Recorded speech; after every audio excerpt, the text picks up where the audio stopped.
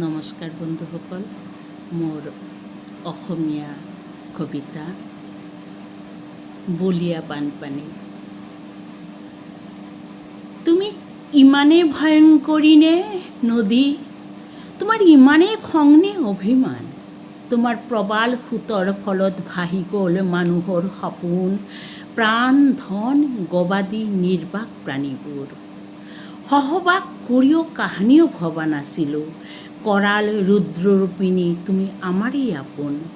দিখৌ দিচাং ধনশিৰি জাঁজি নৈ, শিৱসাগৰ চৰাইদেউ গোলাঘাট অলপো ভবা নাছিলোঁ।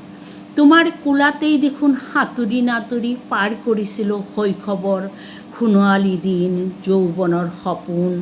তুমিয়েতো বিয়লিৰ উষ্ম চাদৰখনি, তোমাৰ পলকত আছিল হাঁহিৰ খলকনি।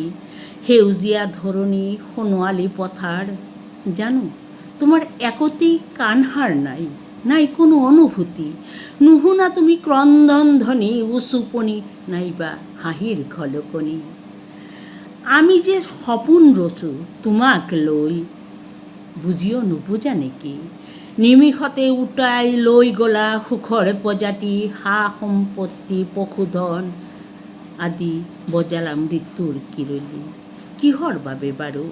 সোণোৱালী পথাৰখনিক পলকতে বনালা মৰিশালী। উফ, কি যন্ত্ৰণা, সহিব নোৱাৰি।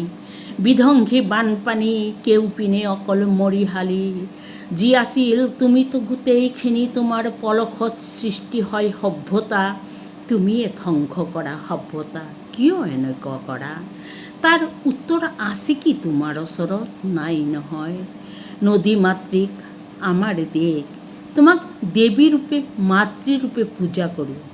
কি ভুলৰ বাবে আমাক এনেকৈ শাস্তি দিলা? মোক প্ৰাণীবোৰৰ দুৰ্দশা তুমি দেখিছানে? নে দেখিও নেদেখাৰ ভাও জুৰি আছিলা?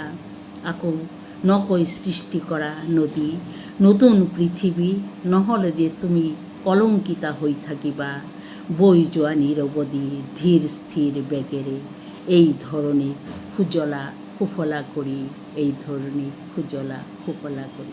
ধন্যবাদ।